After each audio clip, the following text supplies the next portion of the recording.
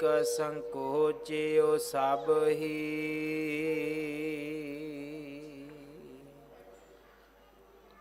ऐसे गुर को बल बल जाइए,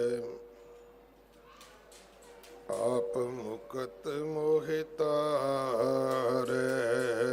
ऐसे गुर को बल बल जाइए, आप मुकत मोहि तारे। ऐसे गुर को बल बल जाइए, आप मुकत मोहि तारै। ऐसे गुर को बल बल जाइए, आप मुकत मोहि तारै। ऐसे गुर को बल बल जाइए, आप मुकत मोहि तारै। ऐसे गुर को बल बल जाइए, जाइए, आप मुकत मोहि तारै। ऐसे गुर को बल बल जाइए, आप मुकत मोहि तारै। ऐसे गुर को बल बल जाइए, आप मुकत मोहि तारै। वाहिगुरु जी का खालसा, वाहिगुरु जी की फतेह। गुरु दर ते हाजर गुरु सवारे खालसा जी,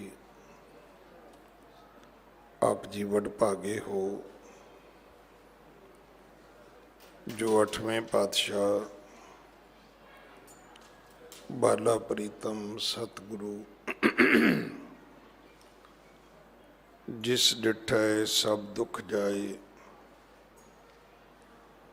इन्हां अजमतां वडियाइयां दे मालक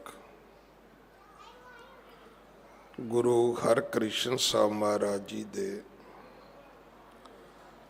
पवित्र चरण छो प्राप्त इतिहासक स्थान गुरुद्वारा बंगला साहब जी की यात्रा करदिआं जुगो जुग अटल छतर चवर तखत दे मालक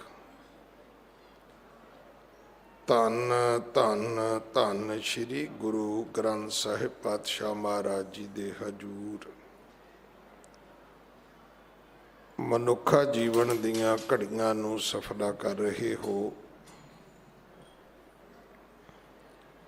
सतगुरु सारियां दी यात्रा सफल करन, सारियां दे परिवारां विच कारोबारां विच सतगुरु चढ़दी कला बख्शन। हुण समा है गुरु दरबार दे निजम अनुसार गुरु इतिहास दी चल रही लड़ीवार कथा दा अपनियां मन बिरतियां इकागर करो। रसना पवित्र कर दे एक बार,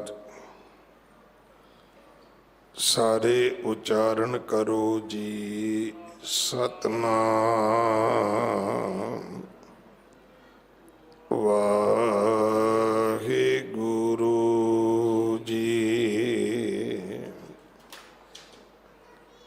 ये इतिहास पहले पातशाह जाहर पीर जगत गुरु कल तारण आए श्री गुरु नानक देव महाराज जी का है।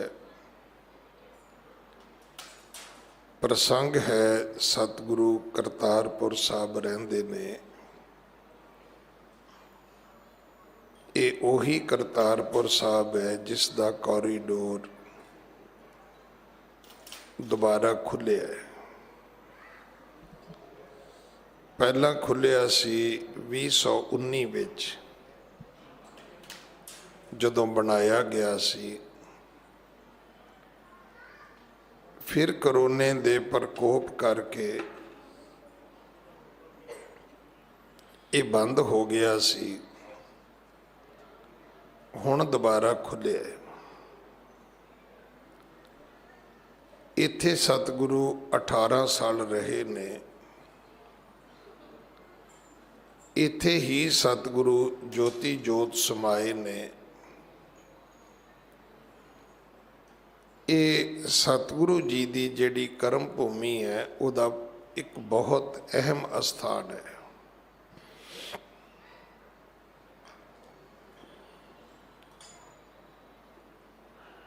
ਇਹ ਕਥਾ ਆਪਾਂ ਰੋਜ਼ ਲੜੀਵਾਰ ਸਰਵਣ ਕਰਦੇ ਹਾਂ। ਸਤਿਗੁਰੂ ਗੁਰੂ ਨਾਨਕ ਦੇ ਪਿਤਾ ਮਹਾਰਾਜ ਇੱਥੇ ਖੇਤੀਬਾੜੀ ਕਰਦੇ ਨੇ। ਇੱਥੇ ਧਰਮਸ਼ਾਲਾ ਬਣਾਈ ਹੈ। ਇੱਥੇ ਰੋਜ਼ ਸਵੇਰੇ ਸ਼ਾਮ ਸਤਸੰਗ ਹੁੰਦਾ ਹੈ। ਬਾਣੀ ਦਾ ਕੀਰਤਨ ਦਾ ਪ੍ਰਵਾਹ ਚੱਲਦਾ ਹੈ।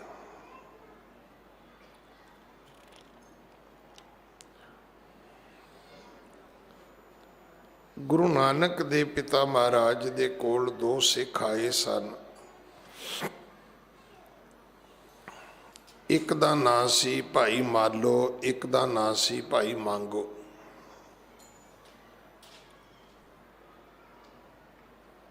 ਇਹਨਾਂ ਨੇ ਬੇਨਤੀ ਕੀਤੀ, ਮਹਾਰਾਜ ਸੁਖੈਨ ਰਸਤਾ ਪਰਮਾਤਮਾ ਦੀ ਪ੍ਰਾਪਤੀ ਦਾ ਕਿਹੜਾ ਹੈ? ਤੋ ਸੱਚੇ ਪਾਤਸ਼ਾਹ ਜੀ ਨੇ ਕਿਰਪਾ ਕੀਤੀ। ਇੱਕ ਗੱਲ ਆਪਾਂ ਵੀ ਆਪਣੀ ਜ਼ਿੰਦਗੀ ਚੋਂ ਕੱਢ ਦਈਏ ਕਿ ਤਮੋ ਗੁਣੀ ਭਗਤੀ ਨਹੀਂ ਕਰਨੀ। ਇਹ ਤੁਹਾਡਾ ਸਭ ਕੁਝ ਵਿਨਾਸ਼ ਕਰੇਗੀ। ਰਜੋ ਗੁਣੀ ਭਗਤੀ ਨਾਲ ਤੁਹਾਨੂੰ ਦੁਨੀਆ ਦੇ ਧਨ ਪਦਾਰਥ, ਦੁਨੀਆ ਦੀਆਂ ਮਾਣ ਪਦਵੀਆਂ, ਸ਼ੋਹਰਤ, ਇਹ ਸਭ ਕੁਝ ਮਿਲੇਗਾ। ਪਰ ਅਖੀਰ ਇਹ ਵੀ ਨਾਸ਼ਵੰਤ ਨੇ। ਜਿਹੜਾ ਸ਼ਾਂਤ ਕੀ ਤਪ ਹੈ, ਇਹ ਸਾਡਾ ਜੰਮਣ ਮਰਨ ਕੱਟ ਸਕਦਾ ਹੈ। ਉਹਦੇ ਲਈ ਮਨ ਨੂੰ ਰੋਕਣਾ, ਕਿਉਂਕਿ ਇਹਦੇ ਵਿੱਚ ਮਨ ਜਿਹੜਾ ਹੈ ਉਹ ਮੁੱਖ ਹੀਰੋ ਹੈ। ਜਿਵੇਂ ਤੁਸੀਂ ਕੋਈ ਫਿਲਮ ਵੇਖਦੇ ਹੋ ਤਾਂ ਉਹਦੇ ਵਿੱਚ ਪੁੱਛਿਆ ਜਾਂਦਾ ਹੈ ਵੀ ਇਹਦਾ ਹੀਰੋ ਕੌਣ ਹੈ, ਮੇਨ ਪਾਤਰ ਕੌਣ ਹੈ। ਸ਼ਾਂਤ ਕੀ ਤਪ ਦਾ ਜਿਹੜਾ ਮੇਨ ਪਾਤਰ ਹੈ, ਮੁੱਖ ਪਾਤਰ ਹੈ, ਉਹ ਤੁਹਾਡਾ ਮਨ ਹੈ।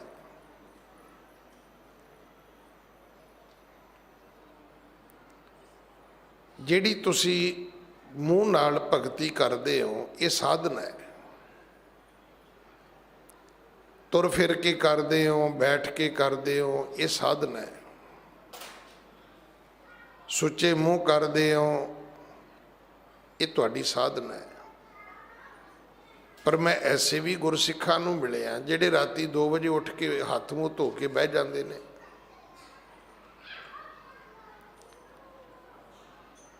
ਹੁਣ ਕਈ ਐਸੇ ਵੀ ਨੇ ਜਿਹੜੇ ਰਾਤੀ 2 ਵਜੇ ਉੱਠ ਕੇ ਇਸ਼ਨਾਨ ਵੀ ਕਰ ਲੈਂਦੇ ਨੇ।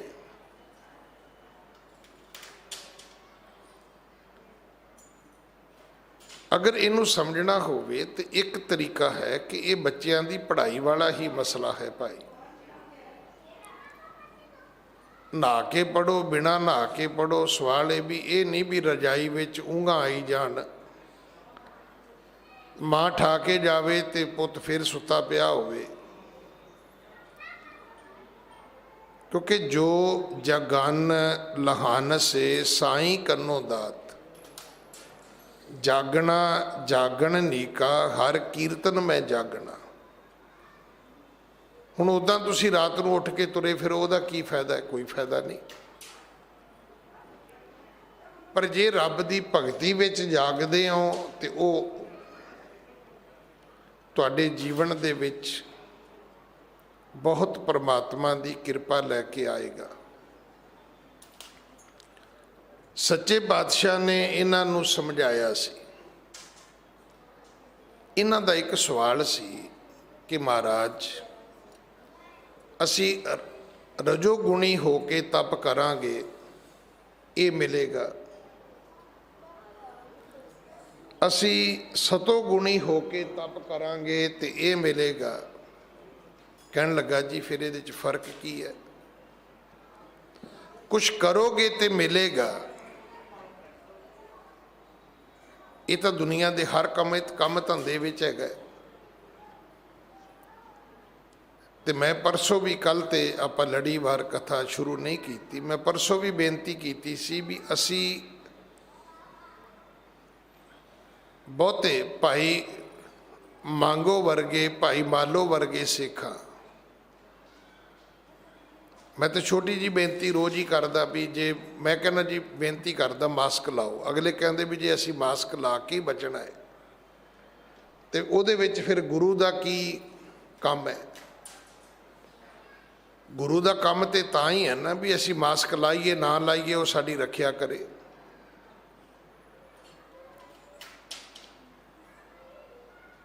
गुरु तुहानू एक रस्ता दसदा है।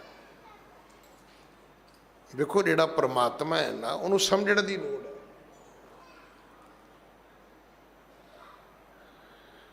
उन्हें तुहानू कर्मा रूपी खेती बख्शी हुई है।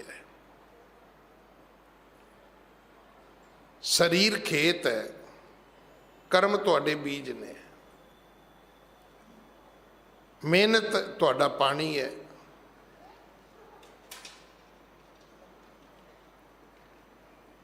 फिर जिहड़ा संतोख है ये उस खेती नूं पकण तक दा वक़्त दिंदा है। शायद पता नहीं तुसी अंब चूपे निक्के हुंदियां कि नहीं चूपे। अंब चूपे होणगे तां तुसी गिटक जरूर बीजी होएगी, ते जे तुसी गिटक बीजी होई तो एक काम वो भी कीता होना जिहड़ा मैं भी कीता है कि दूजे के दिन गिटक पुट के वेख लैनी भी उगी क्यों नहीं गई। तो दसो जे रोज़ ही गिटक कढ़ लोगे मिट्टी चों तो उगना उन्हें की है? एक बीज दे धरती विच उगण वास्ते एक टाइम लिमिट है, वो संतोख है तुहाडा। हुण साडा ते काम ही सौखा है। दसो जी सवेरे इशनान किया किन्ने मन सोना दान हो गया। अज मैं जपजी साहब का पाठ किया, अज मैनू की मिलेगा? धर्म इदां नहीं चलता। शरीर खेत है, कर्म थोड़े बीज ने, संतोख थोड़ा सुहागा है। विषय वकारां तो बचना ये इस खेती की वाड़ है। पर एक दिन जरूर आएगा। जो बीज बीजे है वो अंगूर भी फुटेगा, वो पौधा वधे फुलेगा भी, उन्होंने फुल फल भी लगणगे।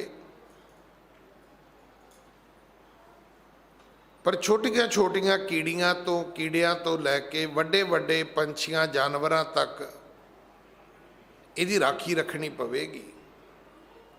जिहड़ियां कुदरती आफतां ने वो तो बिल्कुल ही वखरियां ने। पिछे आप जी ने वेख्या ही है, पंजाब दे विच बेमौसमी गड़ेमार होई है, झोना भी रुड़ गया, कपाह भी रुड़ गई लोगों की। हुण इहनूं कुदरती आफत कहंदे ने।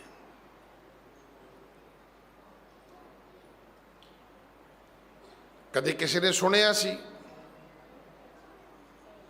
कि लेह लद्दाख भी रुड़ेगा? वो भी रुड़ गया, बदल फट गया।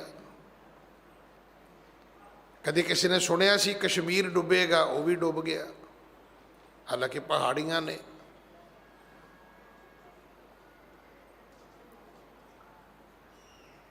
कुदरती आफतां दा तां कोई अंदाजा नहीं हो सकता।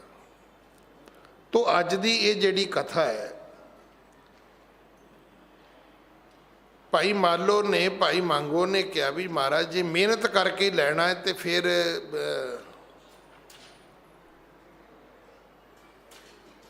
ਜਿਹੜੀ ਰੱਬ ਦੀ ਕਿਰਪਾ ਹੈ ਜਾਂ ਤੁਹਾਡੀ ਕਿਰਪਾ ਉਹ ਕੀ ਹੋਈ। ਉੱਥੇ ਫਿਰ ਸਤਿਗੁਰੂ ਜੀ ਨੇ 3 ਉਦਾਹਰਨਾਂ ਦਿੱਤੀਆਂ ਸੀ। ਇੱਕ ਲੱਕੜ ਕੱਟ ਕੇ ਲਿਆਉਣ ਵਾਲੇ ਦੀ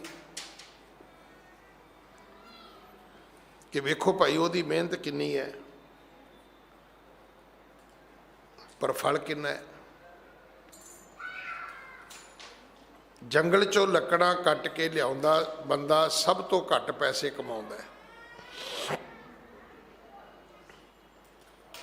ਦੂਸਰਾ ਹੈ ਬਾਣੀਆਂ ਹੱਟੀ ਵਾਲਾ, ਜਿਹੜਾ ਤੇਲ, ਗੁੜ, ਖੰਡ, ਚਾਹ ਪੱਤੀ, ਆਟਾ, ਦਾਲਾਂ, ਲੂਣ, ਮਿਰਚ, ਮਸਾਲਾ ਵੇਚਦਾ ਹੈ।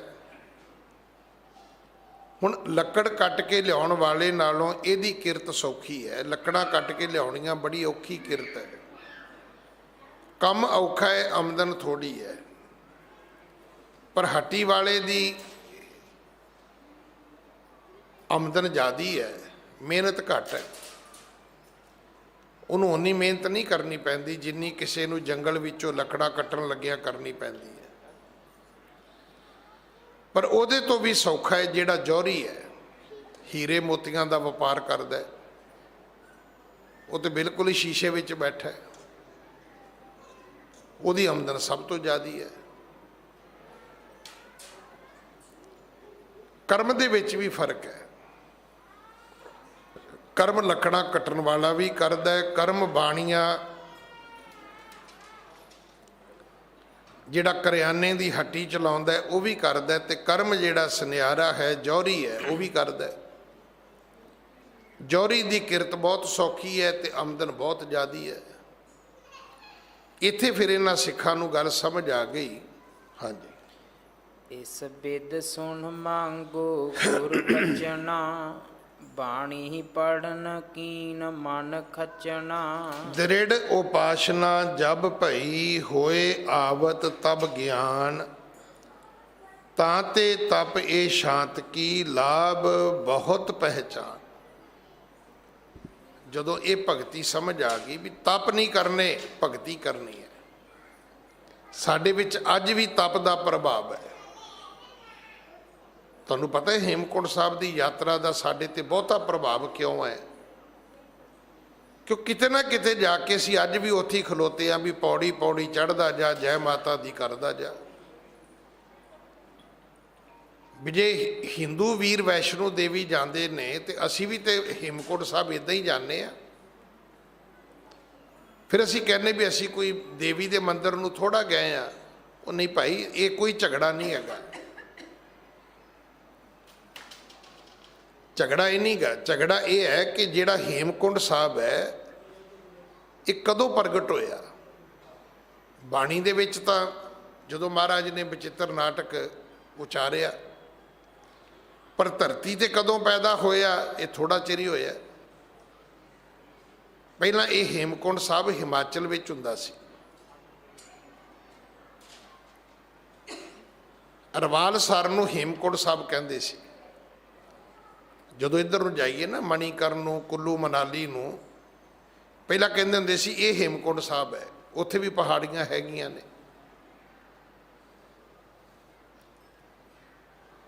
ਹੁਣ ਸਤਿਗੁਰੂ ਨੇ ਉੱਥੇ ਜਿਹੜਾ ਵਰਣਨ ਕੀਤਾ ਹੈ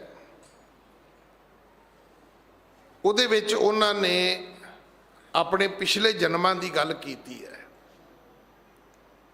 ਹੁਣ ਹੈਰਾਨੀ ਇਸ ਗੱਲ ਦੀ ਵੀ ਜਿਹੜਾ ਉੱਥੇ ਜਾਂਦਾ ਉਹ ਕਹਿੰਦਾ ਜੀ ਮੈਨੂੰ ਗੁਰੂ ਸਾਹਿਬ ਦੇ ਦਰਸ਼ਨ ਹੋਏ। ਹੁਣ ਤੈਨੂੰ ਦਰਸ਼ਨ ਕਿਹੜੇ ਰੂਪ 'ਚ ਹੋਏ ਭਾਈ? ਜਿਹੜੇ ਰੂਪ ਵਿੱਚ ਉਹਨਾਂ ਨੇ ਹੇਮਕੁੰਟ ਸਾਹਿਬ ਭਗਤੀ ਕੀਤੀ ਉਸ ਰੂਪ 'ਚ ਹੋਏ ਤੈਨੂੰ? ਹੁਣ ਉਹਦੇ ਕੋਲ ਜਵਾਬ ਕੋਈ ਨਹੀਂ ਹੈਗਾ।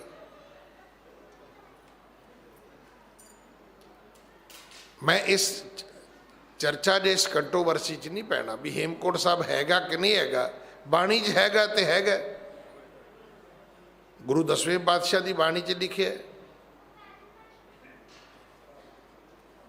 हेमकुंट पर्वत है जहां सपत सरेंग शोभत है तहां, तह हम अदक तपस्या साधी, महाकाल काल का आराधी। हुण उत्थे की लिखिया उन्होंने अपने पिछले जन्म की कथा लिखी। अब मैं अपनी कथा बखानो, तप साधत जिह विद मोहे आनो। वो पिछली कथा है, उत्थे उन्हों का कलगी वाला रूप नहीं है।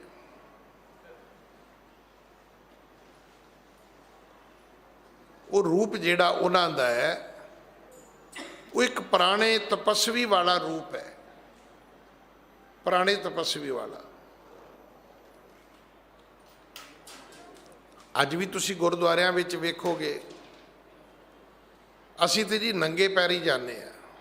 क्यों नंगे पैरी जाने हो? तुसी जोड़ा घर बंद हो गया? नहीं जी। तो जे नहीं तो फिर घट्टो घट्ट एक तो दिमाग ते बोझ पाओ ना कि जे गुरु साहब जोड़े पा के आउण दे विरुद्ध हुंदे तो गुरु घरां च कदे जोड़ा घर नहीं सी बनने, तो जोड़ा घरां दी सेवा भी नहीं सी होनी। हुण ये तो वो गल हो गई भी जिथे नो पार्किंग लिखिया हो उत्थे जाके स्कूटर खड़ा कर दिओ। एक पासे गुरुद्वारियां विच जोड़े पॉलिश कीते जांदे ने कि मेरे वर्गा नंगे पैरी तुरिया आउंदा है। ते गुरु कलगीधर पातशाह कहंदे ने भाई जे नंगे पैरां दी गल है तो 84 लाख जूना वाल वेख किसी जानवर ने कदे शूज नहीं पाए कि वो मुक्त हो गए। सवाल पैरां दे जोड़ियां दा नहीं है, सवाल ये भी जिहड़े मन दे अंदर जोड़े अंदर जुत्तियां लैके तुरे फिरदे आपां। धर्म सुरती दा पैंडा है, ये जरूर चेता रखना। अगर पैरां नाल तुर के सिੱਖੀ विच पहुंचिया जांदा तां जिहड़े भजन वाले सी उन्हां पहलां पहुंच जाना सी, ते साइकिल तो पहला स्कूटर वाला, स्कूटर तो पहला कार वाला, ते कार तो पहला वड्डी कार वाला, ते उदों पहला फिर हैलीकॉप्टर वाले ने पहुंच जाना सी। आपां ते साडा ते नंबर ही नहीं सी आउणा। कदे तो बैठ के रब दे घर विच इस तरह सोचण दा यतन करिए कि जिहड़ा धर्म गुरु नानक ने दिता है कि असी उसे धर्म दे अनुयायी हाँ। किते नहीं भी किते बैनर वो ही रह गया तो समान विचों सारा ही बदल गया। कई बारी इदां भी हुंदा है कि अंदरों पार्ट सारे ही चेंज हो जाते हैं। साडे नाल भी यही कुछ हो रहा है। इत्थे बकायदा जोड़े रखण दा प्रावधान है और पैर धोण दा भी प्रावधान है।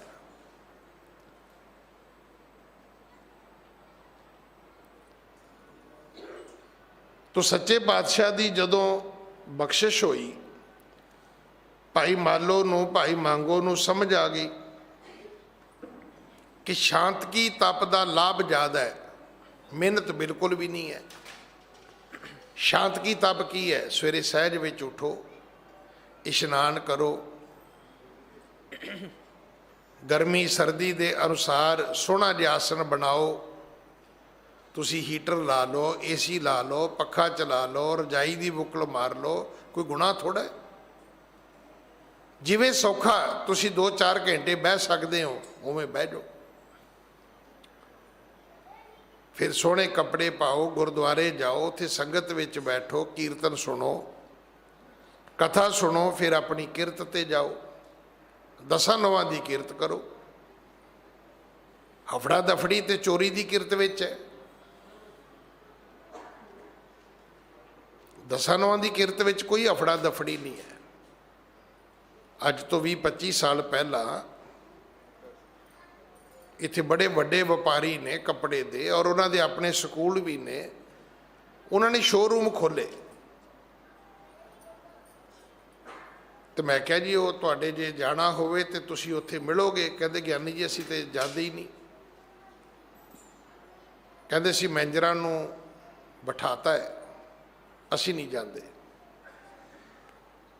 ਅਸੀਂ ਨਵਾਂ ਸੌਫਟਵੇਅਰ ਬਣਾਇਆ, ਸਾਰਾ ਕੁਝ ਕੰਪਿਊਟਰਾਈਜ਼ ਕਰ ਦਿੱਤਾ ਹੈ। ਕੋਈ ਚੋਰੀ ਚਕਾਰੀ ਨਹੀਂ ਹੈਗੀ, ਕੋਈ ਕੈਸ਼ ਨਹੀਂ ਹੈਗਾ, ਕੋਈ 2 ਨੰਬਰ ਦਾ ਨਹੀਂ ਹੈਗਾ।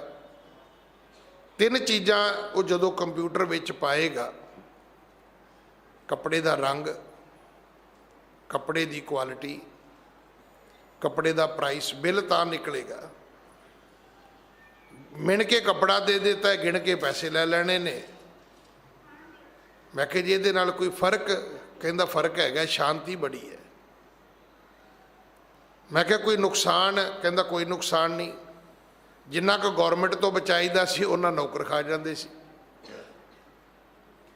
ਜੇ 2 ਨੰਬਰ 'ਚ ਕਰਾਂਗੇ ਤੇ ਅਣਗਿਣਤੀ ਹੋਏਗਾ ਤੇ ਕਰੋਗੇ ਨਾ। ਗਿਣਤੀ ਮਿਣਤੀ 2 ਨੰਬਰ ਵਾਲਾ ਬੰਦਾ ਕਰ ਹੀ ਨਹੀਂ ਸਕਦਾ, ਕਿਉਂਕਿ ਜਦੋਂ ਗੌਰਮੈਂਟ ਦੇ ਬੰਦੇ ਆਉਣਗੇ ਉਦੋਂ ਹੀ ਵਹੀ ਫੜ ਲੈਣਗੇ ਵੀ ਆਹ ਕੀ ਹੈ। ਉਹਦੇ ਇੱਕ ਛੋਟੀ ਜਿਹੀ ਪਰਚੀ ਤੇ ਕੰਮ ਚੱਲਦਾ ਉਹਨਾਂ ਦਾ। ਇਹ ਅੱਜ ਤੋਂ 20-22 ਸਾਲ ਪੁਰਾਣੀ ਗੱਲ ਹੈ। ਉਹ ਕਹਿੰਦਾ ਜੀ ਬੜੀ ਜਾਨ ਸੁਖੀ ਹੈ, ਬੜੀ ਜਿੰਦ ਸੁਖੀ ਹੈ। ਜਿੰਨਾ ਕਿ ਗੌਰਮੈਂਟ ਤੋਂ ਬਚਾਈਦਾ ਸੀ ਉਹਨਾਂ ਸਟਾਫ ਖਾ ਜਾਂਦਾ ਸੀ। ਹੁਣ ਵੀ ਤੁਸੀਂ ਵੇਖਿਓ, ਜਦੋਂ ਤੁਸੀਂ ਸਹਿਜ ਦੀ 10 ਨੌਆਂ ਦੀ ਕਿਰਤ ਕਰੋਗੇ ਬੜੇ ਆਨੰਦਿਤ ਹੋਵੋਗੇ ਤੁਸੀਂ। ਕੋਈ ਡਰ ਨਹੀਂ ਹੋਏਗਾ, ਕੋਈ ਖੌਫ ਨਹੀਂ ਹੋਏਗਾ, ਕੋਈ ਲੁਕਾਉਣਾ ਨਹੀਂ ਹੋਏਗਾ, ਕੋਈ ਛੁਪਾਉਣਾ ਨਹੀਂ ਹੋਏਗਾ, ਕੋਈ ਚਿੰਤਾ ਨਹੀਂ ਹੋਏਗੀ। ਹੁਣ ਜੇ ਸਾਰਾ ਪੈਸਾ ਹੀ 1 ਨੰਬਰ 'ਚ ਆ ਰਿਹਾ ਹੈ, 1 ਨੰਬਰ 'ਚ ਆਇਆ ਤਾਂ ਸਿੱਧਾ ਬੈਂਕ 'ਚ ਚਲੇ ਜਾਣਾ। ਫਿਰ ਇਹ ਵੀ ਕੋਈ ਨਹੀਂ ਵੀ ਵਪਾਰੀ ਨੂੰ ਆਉਂਦਿਆਂ ਜਾਂਦਿਆਂ ਕੋਈ ਲੁੱਟ ਕੇ ਖਾ ਗਿਆ ਜੀ। ਇਹ ਵੀ ਨਹੀਂ ਵੀ ਤੁਸੀਂ ਘਰ ਪੈਸੇ ਡੰਪ ਕਰਨੇ ਨੇ, ਉਹਦੀ ਵੀ ਗੱਲ ਖਤਮ ਹੋ ਗਈ। ਜਦੋਂ ਸਾਰਾ ਹੈ ਹੀ ਬਿਲਿੰਗ, ਤੇ ਘਰ ਦਾ ਵੀ ਕੰਮ ਖਤਮ ਹੋ ਗਿਆ ਵੀ ਨੌਕਰ ਖਾ ਜਾਏਗਾ ਜੀ, ਉਹ ਚੋਰ ਆ ਜਾਏਗਾ ਜੀ, ਉਹ ਵੀ ਖਤਮ। ਭਾਈ ਮਾਲੋ ਭਾਈ ਮੰਗੋ ਨੂੰ ਸਮਝ ਆ ਗਈ ਕਿ ਜਿਹੜਾ ਸ਼ਾਂਤ ਕੀ ਤਪ ਹੈ ਇਹਦੇ 'ਚ ਸੁੱਖ ਬੜਾ ਹੈ। ਸੁੱਖ ਕੀ ਹੈ? ਇਹਦੇ 'ਚ ਫਲ ਵੀ ਬਹੁਤ ਹੈ। ਇਹ ਹੀਰੇ ਮੋਤੀਆਂ ਦਾ ਵਪਾਰ ਵਰਗੀ ਭਗਤੀ ਹੈ, ਸ਼ਾਂਤ ਕੀ ਭਗਤੀ ਜਿਹੜੀ ਹੈ। ਤੇ ਰਜੋਗੁਣੀ ਭਗਤੀ ਜਿਹੜੀ ਹੈ ਉਹ ਕਰਿਆਨੇ ਦੀ ਦੁਕਾਨ ਵਰਗੀ ਹੈ। ਤੇ ਜਿਹੜੀ ਤਮੋ ਗੁਣੀ ਹੈ ਉਹ ਤੇ ਬਿਲਕੁਲ ਹੀ ਲੱਕੜਾਂ ਵੱਢ ਕੇ ਲਿਆਉਣ ਵਾਲੀ ਹੈ।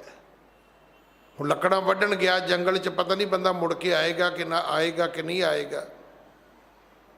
ਦਰਖਤ ਵੀ ਤੁਹਾਡੇ ਤੇ ਡਿੱਗ ਸਕਦਾ ਹੈ, ਕੋਈ ਖੁੰਖਾਰ ਜਾਨਵਰ ਤੁਹਾਨੂੰ ਖਾ ਸਕਦਾ ਹੈ, ਕੋਈ ਜ਼ਹਿਰੀਲਾ ਕੀੜਾ ਵੀ ਤੁਹਾਨੂੰ ਲੜ ਸਕਦਾ ਹੈ। ਮੇਰੇ ਵੀ ਮਿੱਤਰ ਨੇ, ਮੇਰੀ ਕੌਮ ਦੇ ਬੜੇ ਬੜੇ ਵੱਡੇ ਪਤਵੰਤਿਆਂ ਦੇ ਮਿੱਤਰ ਨੇ। ਸਰਦਾਰ ਦੀਦਾਰ ਸਿੰਘ ਬੈਂਸ ਯੂਬਾ ਸਿਟੀ ਵਾਲੇ, ਬੜਾ ਵੱਡਾ ਨਾਂ ਹੈ।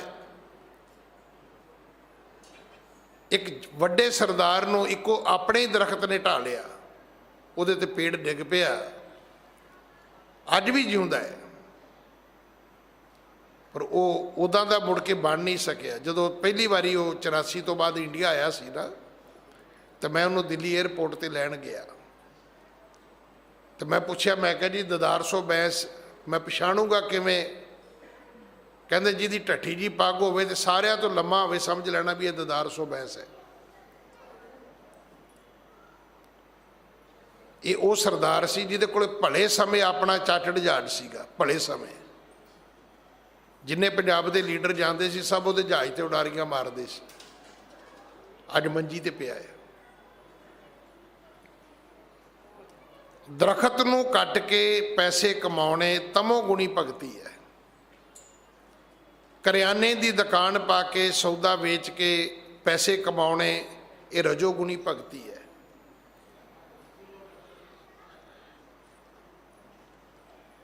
ਪਰ ਜਿਹੜੀ ਹੀਰਿਆਂ ਦੀ ਮੋਤੀਆਂ ਦੀ ਕਿਰਤ ਜਿਹੜੀ ਹੈ ਇਹ ਸ਼ਾਂਤ ਕੀ ਭਗਤੀ ਹੈ। ਇਹਦੇ 'ਚ ਕੁਝ ਔਖਾ ਹੈ ਹੀ ਨਹੀਂ। ਕੋਈ ਜ਼ਰੂਰੀ ਤਾਂ ਨਹੀਂ ਕਿ ਅੱਜ ਕੱਲ੍ਹ ਤੁਸੀਂ ਠੰਡੇ ਪਾਣੀ ਨਾਲ ਨਹਾਉਣਾ ਹੈ, ਤੱਤੇ ਨਾਲ ਵੀ ਨਹਾ ਸਕਦੇ ਹੋ। ਗੱਲ ਸਿਰਫ ਇੰਨੀ ਹੈ ਕਿ ਵੇਖੋ ਭਗਤੀ ਦੇ 2 ਮੁੱਖ ਪਿੱਲਰ ਨੇ, ਸਾਵਧਾਨ, ਇਕਾਗਰਚਿਤ। ਇਹਦੀਆਂ ਸਿਰਫ 2 ਰਿਕੁਆਇਰਮੈਂਟ ਹੈ। ਇੱਕ ਸਾਵਧਾਨ ਹੋ ਕੇ ਬਹਿਣਾ, ਆਲਸੀ ਹੋ ਕੇ ਨਹੀਂ ਬਹਿਣਾ। ਇਹ ਨਹੀਂ ਵੀ ਐਡਾ ਸ਼ੇਰ ਜਿੱਡਾ ਮੂੰਹ ਕੱਢ ਕੇ ਤੇ ਫਿਰ ਕਹਿਣਾ ਵੀ ਸੋਚੇ ਸੋਚਣਾ ਹੋ ਬਈ, ਫਿਰ ਵਾਸੀ ਲੈ ਲਈ, ਫਿਰ ਚੁੱਪੇ ਚੁੱਪ ਨਾ ਹੋ ਬਈ, ਇੱਕ ਵਾਸੀ ਫਿਰ ਲੈ ਲਈ। ਇੱਦਾਂ ਨਹੀਂ, ਆਲਸ ਨਹੀਂ ਆਉਣਾ ਚਾਹੀਦਾ, ਇੱਕ ਮਨ ਭਟਕਣਾ ਨਹੀਂ ਚਾਹੀਦਾ।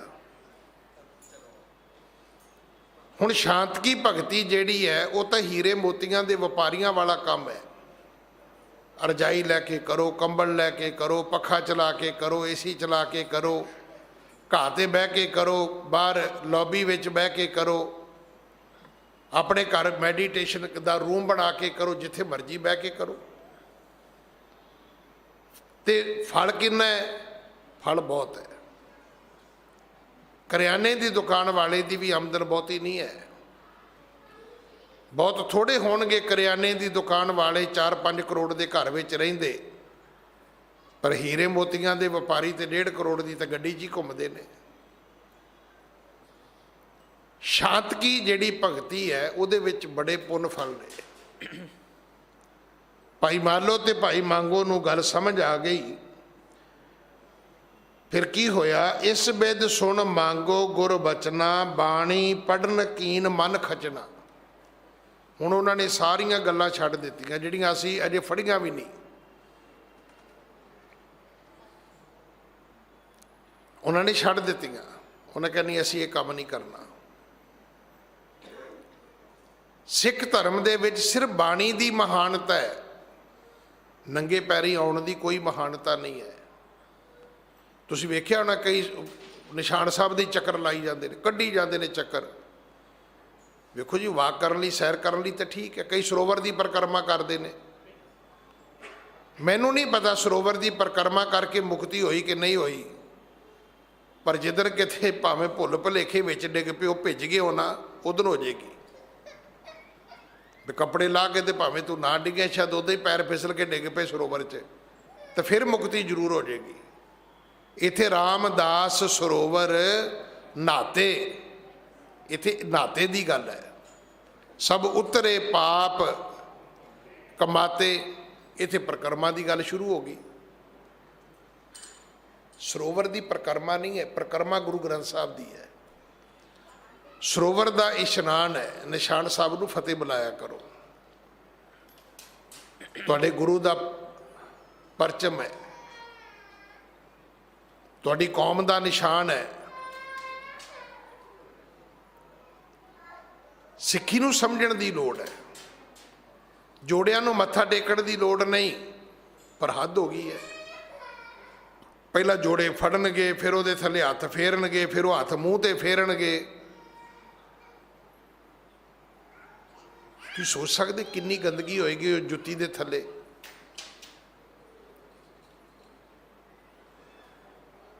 ਕਿੰਨੇ ਦੱਸ ਦਿੱਤਾ, ਕਿੰਨੇ ਸਿਖਾ ਦਿੱਤਾ, ਕੌਣ ਇਦਾਂ ਕਰਨ ਲੱਗ ਗਿਆ? ਨਹੀਂ, ਜੋੜੇ ਝਾੜ ਦਿਓ, ਸਾਫ਼ ਕਰ ਦਿਓ, ਜੋੜੇ ਪਾਲਿਸ਼ ਕਰ ਦਿਓ। ਇਹ ਤਾਂ ਗੱਲ ਸਮਝ ਆਉਂਦੀ ਹੈ ਕਿ ਗੁਰਸਿੱਖਾਂ ਦੇ ਜੋੜੇ ਤੁਸੀਂ ਸੋਹਣੀ ਤਰ੍ਹਾਂ ਸਾਫ਼ ਕਰਕੇ ਉਹਨਾਂ ਨੂੰ ਵਾਪਸ ਮੋੜੇ ਨੇ। ਹਾਂਜੀ।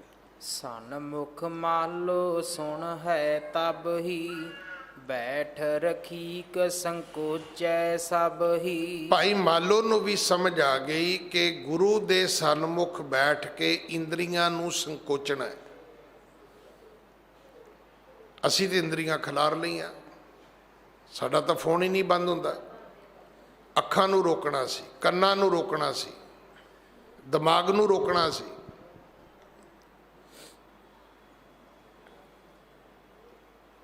ਆਪਣੀ ਮਨ ਦੀ ਭਟਕਣਾ ਨੂੰ ਰੋਕਣਾ ਸੀ। ਇਹ ਭਗਤੀ ਦੀ ਸਭ ਤੋਂ ਵੱਡੀ ਲੋੜ ਹੈ। ਇਹ ਮਨ ਹਰਿ ਜੀ ਧਿਆਏ ਤੂੰ, ਇੱਕ ਮਨ ਇੱਕ ਚਿੱਤ ਭਾਏ, ਹਰਿ ਕੀਆਂ ਸਦਾ ਸਦਾ ਵਡਿਆਈਆਂ ਦੇ ਨਾ ਪਛੋਤਾਏ। ਉਹ ਦਿੰਦਾ ਹੈ ਪਰ ਪਛਤਾਉਂਦਾ ਨਹੀਂ ਹੈ। ਉਹ ਇੰਨੇ ਖੁੱਲੇ ਗੱਫੇ ਦਿੰਦਾ ਹੈ, ਉਹਨੂੰ ਕਦੇ ਸੋਚਣਾ ਹੀ ਨਹੀਂ ਪੈਂਦਾ ਵੀ ਮੈਂ ਕਾਹਨੂੰ ਦਿੱਤੇ। ਤੁਸੀਂ ਉਹਦੀ ਰਿਟਰਨ ਕਰਿਓ ਨਾ ਕਰਿਓ, ਤੁਸੀਂ ਥੈਂਕਸ ਕਰਿਓ ਨਾ ਕਰਿਓ, ਧੰਨਵਾਦ ਕਰਿਓ ਨਾ ਕਰਿਓ, ਤੁਸੀਂ ਮੁੜ ਕੇ ਮਿਲਣ ਵੀ ਆਇਓ ਭਾਵੇਂ ਨਾ ਆਇਓ, ਰੱਬ ਨੂੰ ਕੋਈ ਮਲਾਲ ਨਹੀਂ ਹੈ। ਪਰ ਬੰਦਿਆ, ਅਗਰ ਤੇਰਾ ਬੱਚਾ ਤੇਰੀ ਮਰਜ਼ੀ ਮੁਤਾਬਕ ਨਾ ਚੱਲੇ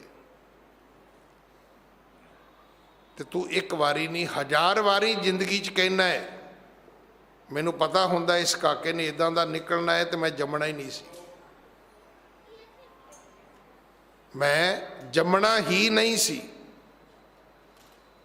ਫਿਰ ਬੰਦੇ ਤੇ ਰੱਬ 'ਚ ਕਿੰਨਾ ਫਰਕ ਹੈ। ਸੱਕਾ ਪਿਓ ਕਹਿੰਦਾ ਹੈ ਵੀ ਨਹੀਂ ਮੇਰੇ ਤੋਂ ਗਲਤੀ ਹੋ ਗਈ, ਰੱਬ ਨੇ ਕਦੇ ਨਹੀਂ ਕਿਹਾ ਮੇਰੇ ਤੋਂ ਗਲਤੀ ਹੋ ਗਈ, ਮੈਂ ਇਹਨੂੰ ਦਿੱਤਾ ਹੈ ਤੇ ਇਹਨੇ ਤੇ ਕਦੇ ਮੁੜ ਕੇ ਆਉਣਾ ਹੀ ਨਹੀਂ ਕੀਤਾ ਮੇਰੇ ਦਰ ਤੇ। ਇਹ ਤਾਂ ਜਿਉਂ ਲੈ ਕੇ ਨਿਕਲਿਆ ਤੇ ਮੁੜ ਕੇ ਕਦੇ ਮੁੜਿਆ ਹੀ ਨਹੀਂ। ਹਾਂਜੀ। ਮਿਲ ਕੈ ਕੀਰਤਨ ਬਹੁਰ ਉਚਰਹੀ, ਕਰ ਇਕਾਗਰਤਾ ਮਨ ਧਰਹੀ। ਗੁਰੂ ਦੀ ਬਾਣੀ ਦਾ ਕੀਰਤਨ ਕਰਨਾ ਹੈ। ਹੁਣ ਤੁਹਾਡੇ 'ਚ ਬੜੇ ਸਾਰੇ ਕਹਿਣਗੇ ਵੀ ਸਾਨੂੰ ਤੇ ਨਾ ਵਾਜਾ ਆਵੇ, ਨਾ ਤਬਲਾ ਆਵੇ, ਨਾ ਹਾਰਮੋਨੀਅਮ ਆਵੇ, ਨਾ ਮਰਦੰਗ ਆਵੇ, ਨਾ ਰਬਾਬ ਆਵੇ, ਨਾ ਸਰੰਦਾ ਆਵੇ, ਨਾ ਤਾਊਸ ਆਵੇ, ਸਾਨੂੰ ਤੇ ਕੋਈ ਸਾਜ਼ ਆਉਂਦਾ ਹੀ ਨਹੀਂ।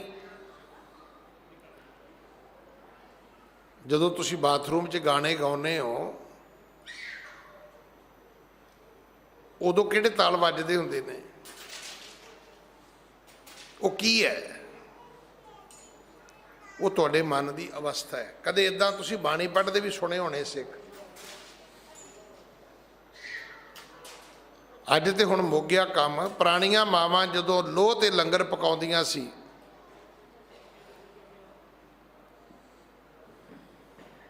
ਪੁਰਾਣੇ ਸਾਡੇ ਬਜ਼ੁਰਗ ਜਦੋਂ ਟਰੱਕ ਤੇ ਯਾਤਰਾ ਨੂੰ ਜਾਂਦੇ ਸੀ ਤਾਂ ਉਦੋਂ ਤਾਂ ਸਪੀਕਰ ਵੀ ਨਹੀਂ ਸੀ ਹੁੰਦੇ, ਸਾਰੇ ਰਸਤੇ ਸ਼ਬਦ ਪੜ੍ਹਦੇ ਜਾਣਾ, ਕੋਈ ਢੋਲਕੀ ਨਹੀਂ, ਕੋਈ ਤਬਲਾ ਨਹੀਂ, ਕੋਈ ਕੁਛ ਨਹੀਂ। ਜਿਹੜੀਆਂ ਪ੍ਰਭਾਤ ਫੇਰੀਆਂ ਨੇ ਉਹਨਾਂ ਦੇ ਵਿੱਚ ਵੀ ਮੈਂ ਵੇਖਿਆ ਬਹੁਤਿਆਂ ਦੇ ਕੋਲ ਸਾਜ਼ ਨਹੀਂ ਸੀ ਹੁੰਦੇ, ਪਰ ਜਿਹਦੇ ਗਲੇ ਵਿੱਚ ਰਸ ਹੋਣਾ ਉਹਨੇ ਅੱਗੇ ਇੱਕ ਪੰਕਤੀ ਪੜ੍ਹਨੀ, ਦੂਜਿਆਂ ਨੇ ਮਗਰ ਪੜ੍ਹਨੀ। ਮੈਂ ਬੜੀ ਵਾਰੀ ਜ਼ਿਕਰ ਕੀਤਾ, ਜਦੋਂ ਬੰਦੀ ਛੋੜ ਮਾਰਚ ਗਵਾਲੀਅਰ ਤੋਂ ਆਇਆ ਤੇ ਕਰਨਾਲ ਪਹੁੰਚੇ ਤੇ ਟੌੜਾ ਸਾਹਿਬ ਪ੍ਰਧਾਨ ਵੀ ਸੀ ਤੇ ਤਗੜੇ ਵੀ ਸੀ। ਕਹਿਣ ਲੱਗੇ ਚਲੋ ਸਿੰਘ ਸਾਹਿਬ ਫਿਰ ਹੁਣ ਤੁਹਾਨੂੰ ਉਹ ਢਾਡੀ ਵੀ ਰਹੇ, ਉਹਨਾਂ ਕਵੀਸ਼ਰੀ ਵੀ ਕੀਤੀ ਸੀ। ਕਹਿੰਦੇ ਫਿਰ ਹੁਣ ਤੁਸੀਂ ਇੱਦਾਂ ਕਰੋ, ਅੱਗੇ ਮੈਂ ਪੜ੍ਹਦਾ ਮਗਰ ਤੁਸੀਂ ਸਾਰੇ ਬੋਲੋ। ਤੇ ਉਹਨਾਂ ਨੇ ਇਹ ਸ਼ਬਦ ਪੜ੍ਹਿਆ, ਆਗਿਆ ਭਈ ਅਕਾਲ ਕੀ ਤਬੈ ਚਲਾਇਓ ਪੰਥ। ਪਰ ਪੜ੍ਹਿਆ ਉਹਨਾਂ ਨੇ ਪੁਰਾਣੇ ਬਜ਼ੁਰਗਾਂ ਦੇ ਅੰਦਾਜ਼ ਵਿੱਚ, ਗੁਰੂ ਮਾਨਿਓ ਗ੍ਰੰਥ ਆਗਿਆ ਭਈ ਜੀ ਅਕਾਲ ਕੀ। ਬੜੀ ਸੋਹਣੀ ਸੁਰ ਕੱਢੀ ਉਹਨਾਂ ਨੇ। ਅੱਗੇ ਉਹ ਪੜ੍ਹਨ ਮਗਰ ਅਸੀਂ ਸਾਰੇ ਪੜ੍ਹੀਏ। ਰੱਬ ਦੀ ਸਿਫਤ ਸਲਾਹ ਕਰਨ ਵਾਸਤੇ ਸਾਜ਼ਾਂ ਦੀ ਮੁਤਾਜੀ ਨਹੀਂ ਹੈ। ਇੱਕ ਵਿਧੀਵਤ ਕੀਰਤਨ ਹੈ ਜਿਹੜਾ ਇੱਥੇ ਬੈਠ ਕੇ ਕੀਤਾ ਜਾਂਦਾ ਹੈ। ਪਰ ਤੁਹਾਡੀਆਂ ਮਾਵਾਂ ਘਰਾਂ ਦੇ ਵਿੱਚ ਚੌਂਕਿਆਂ ਦੇ ਵਿੱਚ ਬੈਠ ਕੇ ਸ਼ਬਦ ਗਾ ਲੈਂਦੀਆਂ ਨੇ। ਇੱਥੇ ਇੱਕ ਪਰਿਵਾਰ ਆਉਂਦਾ ਸਾਡੇ ਕੋਲੇ, ਦੁਰੇਜਾ ਪਰਿਵਾਰ। ਉਹ ਜਦੋਂ ਗੁਰੂ ਗ੍ਰੰਥ ਸਾਹਿਬ ਦਾ ਅਖੰਡ ਪਾਠ ਤੇ ਭੋਗ ਪੈ ਜਾਏ ਨਾ, ਅਸੀਂ ਕੀਰਤਨ ਬਹੁਤ ਘੱਟ, ਕੋਈ ਵਿਰਲਾ ਹੀ ਪਰਿਵਾਰ ਕਰਾਉਂਦਾ ਕਿ ਉਹ ਕਮਰੇ ਵੀ ਛੋਟੇ ਨੇ। ਤੇ ਉਹਨਾਂ ਦੀ ਕਈ ਵਾਰੀ ਹੁੰਦੀ ਵੀ ਅਸੀਂ ਇੱਕ ਸ਼ਬਦ ਪੜ੍ਹ ਲਈਏ ਤੇ ਉਹ ਜਿਹੜੀਆਂ ਭੈਣਾਂ ਨੇ ਬੀਬੀ ਹੋਰੀ, ਹਾਲਾਂਕਿ ਸਾਰਾ ਹਿੰਦੂ ਪਰਿਵਾਰ ਹੈ, ਉਹ ਫਿਰ ਸਾਰੇ ਧਾਰਨਾ ਦੇ ਵਿੱਚ ਸ਼ਬਦ ਪੜ੍ਹਦੇ ਨੇ। ਕਿਸੇ ਤਬਲੇ ਦੀ ਲੋੜ ਨਹੀਂ, ਕਿਸੇ ਖੜਤਾਲਾਂ ਦੀ ਲੋੜ ਨਹੀਂ, ਕਿਸੇ ਚਿਮਟੇ ਦੀ ਲੋੜ ਨਹੀਂ। ਹਾਂਜੀ। ਤਿੰਨ ਕੀ ਰਸਨਾ ਸਾਧ ਵਿਸਾਲਾ, ਸੁਣਤ ਪ੍ਰੇਮ ਜਾਗੈ ਤਤਕਾਲਾ। ਜਿਨ੍ਹਾਂ ਦੀ ਰਸਨਾ ਨੇ ਇਸ ਸਵਾਦ ਨੂੰ ਚਖ ਲਿਆ। ਦੇਖੋ ਨਾਮ ਦਾ ਵੀ ਇੱਕ ਰਸ ਹੈ। ਜਾਂ ਕੋ ਰਸ ਹਰ ਰਸ ਹੈ ਆਇਓ, ਸੋ ਅਨ ਰਸ ਨਾਹੀ ਲਪਟਾਇਓ। ਜਿਹਨੂੰ ਪਰਮਾਤਮਾ ਦੇ ਨਾਮ ਦਾ ਰਸ ਆ ਗਿਆ ਉਹ ਫਿਰ ਦੂਜੇ ਪਾਸੇ ਨਹੀਂ ਜਾਂਦਾ। ਉੱਥੇ ਫਿਰ ਬਾਬਾ ਫਰੀਦ ਵਾਲੀ ਸਾਖੀ ਲਾਗੂ ਹੁੰਦੀ ਹੈ। ਮਾਂ ਕਹਿੰਦੀ ਹੈ ਪੁੱਤਰ ਆ ਲੈ ਸ਼ੱਕਰ ਦੀ ਪੁੜੀ। ਅੱਲਾਹ ਤਾਲਾ ਮੈਨੂੰ ਬਾਹਰ ਮਿਲਿਆ ਸੀ ਤੇ ਉਹ ਕਹਿੰਦਾ ਸੀ ਵੀ ਅੱਜ ਮੈਨੂੰ ਕੰਮ ਹੈ ਤੇ ਬੀਬਾ ਆ ਮੇਰੀ ਸ਼ੱਕਰ ਤੂੰ ਫਰੀਦ ਨੂੰ ਦੇ ਦੇਵੇਂਗੀ। ਹਾਲਾਂਕਿ ਮਾਂ ਨੇ ਝੂਠ ਬੋਲਿਆ ਸੀ ਤੇ ਬਾਬੇ ਫਰੀਦ ਨੇ ਅੱਗੋਂ ਕੀ ਕਿਹਾ, ਕਹਿਣ ਲੱਗੇ ਮਾਂ ਜਿੰਨਾ ਆਨੰਦ ਅੱਜ ਸਵਾਦ ਨਮਾਜ਼ ਪੜ੍ਹ ਕੇ ਆਇਆ ਹੈ, ਸ਼ੱਕਰ ਖਾ ਕੇ ਤੇ ਰੋਜ਼ ਇਸ ਤਰ੍ਹਾਂ ਨਹੀਂ ਆਉਂਦਾ। ਜਦੋਂ ਤੁਹਾਨੂੰ ਬਾਣੀ ਦਾ ਰਸ ਆਏਗਾ ਫਿਰ ਦੁਨੀਆ ਦੇ ਰਸ ਚਲੇ ਜਾਣਗੇ, ਫਿਰ ਦੁਨੀਆ ਦੇ ਸਵਾਦਾਂ ਵੱਲੋਂ ਮਨ ਜਿਹੜਾ ਹੈ ਉਹ ਉਪਰਾਮ ਹੋ ਜਾਏਗਾ। ਹੁਣ ਤੇ ਤੁਸੀਂ ਵੇਖਿਆ ਹੀ ਆਪਾਂ ਜਿਹੜਾ ਥਾਂ ਥਾਂ ਭਟਕਦੇ ਫਿਰਦੇ ਆ ਉਹ ਸਿਰਫ ਮੂੰਹ ਦੇ ਸਵਾਦ ਵਾਸਤੇ, ਰਸ ਵਾਸਤੇ ਹੈ। ਹਾਂਜੀ, ਜੋ ਜੋ ਸਿੱਖ ਤਿਨ ਤੇ ਸੁਣਤ ਤਿਆਗੈ ਬ੍ਰਿੰਦ ਬਿਕਾਰ। ਭਾਈ ਮਾਲੋ ਤੋਂ, ਭਾਈ ਮੰਗੋ ਤੋਂ ਅੱਗੇ ਲੋਕਾਂ ਨੇ ਸੁਣਿਆ। ਹੁਣ ਜਿਵੇਂ ਜਿਵੇਂ ਉਹਨਾਂ ਦਾ ਜੀਵਨ ਤਬਦੀਲ ਹੋਇਆ ਲੋਕਾਂ ਨੇ ਪੁੱਛਣਾ ਸ਼ੁਰੂ ਕਰ ਦਿੱਤਾ। ਇਹ ਵੀ ਚੇਤੇ ਵਿੱਚ ਰੱਖਣਾ, ਜਦੋਂ ਤੁਹਾਡਾ ਨੁਕਸਾਨ ਹੁੰਦਾ ਤਾਂ ਵੀ ਲੋਕ ਪੁੱਛਦੇ ਨੇ, ਜਦੋਂ ਤੁਹਾਡਾ ਫਾਇਦਾ ਹੁੰਦਾ ਲੋਕ ਤਾਂ ਵੀ ਪੁੱਛਦੇ ਨੇ ਵੀ ਤੁਹਾਨੂੰ ਇਹ ਫਾਇਦਾ ਕਿਵੇਂ ਹੋਇਆ। ਜਿਨ੍ਹਾਂ ਜਿਨ੍ਹਾਂ ਨੇ ਇਹ ਕਥਾ ਅੱਗੋਂ ਸੁਣੀ ਹੈ ਸਾਰੇ ਬਖਸ਼ੇ ਗਏ। ਹਾਂਜੀ, ਧਰਮ ਕਿਰਤ ਕਰ ਵੰਡ ਕੈ ਅਚਵਹਿ ਬਹੁਰ ਆਹਾਰ। ਧਰਮ ਇੰਨਾ ਹੀ ਹੈ ਕਿ ਧਰਮ ਦੀ ਕਿਰਤ ਕਰੋ ਤੇ ਵੰਡ ਕੇ ਛਕੋ। ਪਹਿਲਾਂ ਤੇ ਆਪਣੀ ਕਮਾਈ ਵਿੱਚ ਬੇਈਮਾਨੀ ਨਾ ਲੈ ਕੇ ਆਓ, ਹੇਰਾ ਫੇਰੀ ਤੋਂ ਬਚੋ। ਫਿਰ ਉਹਦੇ ਵਿੱਚੋਂ ਵੀ ਲੋਕਾਂ ਨਾਲ ਸ਼ੇਅਰ ਕਰੋ, ਦੂਜਿਆਂ ਦੇ ਨਾਲ ਵੀ ਸਾਂਝਾ ਕਰੋ ਉਸ ਨੂੰ। ਇਹ ਵੰਡ ਛਕਣਾ ਹੈ। ਤੇ ਕਿਰਤ ਕਰਨੀ, ਦਸਾਂ ਨੌਆਂ ਦੀ ਕਿਰਤ ਕਰਨੀ ਹੈ, ਨਾਮ ਜਪਣਾ ਹੈ, ਉਸ ਵਾਹਿਗੁਰੂ ਦੀ ਇਬਾਦਤ ਕਰਨੀ ਹੈ। ਉਹਦੇ ਲਈ ਟੱਲੀਆਂ ਖੜਤਾਲਾਂ ਦੀ ਕੋਈ ਮੁਤਾਜੀ ਨਹੀਂ ਹੈ। ਹਾਂਜੀ, ਸਿੱਖ ਸੰਤ ਜਾਏ ਸੋ ਤਿਨ ਕੇ ਡੇਰੇ ਸੇਵਾ ਕਰਹੀ ਪਾਉ ਕਨੇਰੇ। ਸਿੱਖ ਸੰਤ ਜੋ ਤਿਨ ਕੇ ਡੇਰੇ ਸੇਵਾ ਕਰਹੀ ਭਾਉ ਕਨੇਰੇ। ਹੁਣ ਇਹ ਦੋਵੇਂ ਸਿੱਖ ਜਗ੍ਹਾ ਲੱਭਦੇ ਫਿਰਦੇ ਨੇ ਵੀ ਰੱਬ ਦੇ ਪਿਆਰੇ ਕਿੱਥੇ ਰਹਿੰਦੇ ਨੇ। ਜਿੱਥੇ ਪਤਾ ਲੱਗਦਾ ਉੱਥੇ ਕੋਈ ਸੰਤ ਹੈ, ਜਿੱਥੇ ਪਤਾ ਲੱਗਦਾ ਉੱਥੇ ਕੋਈ ਸਾਧੂ ਹੈ, ਉੱਥੇ ਕੋਈ ਗੁਰਸਿੱਖ ਹੈ, ਉੱਥੇ ਜਾ ਕੇ ਫਿਰ ਇਹ ਸੇਵਾ ਕਰਦੇ ਨੇ।